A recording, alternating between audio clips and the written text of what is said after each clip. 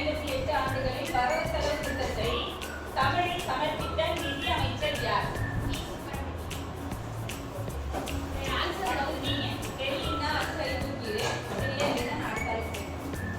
காமராஜர் திண்ணைப்பள்ளியில் சேர்ந்த ஆண்டு. ஜாலியன் வாலாபாக் படுகொலை நடந்த ஆண்டு. 1919. காமராஜர் முதலில் மேடையில் பேசிய ஊர். எழிலநாயக்கன்பட்டி. சரி. காந்திஜியை காமராஜர் முதலாக பார்த்த ஆண்டு.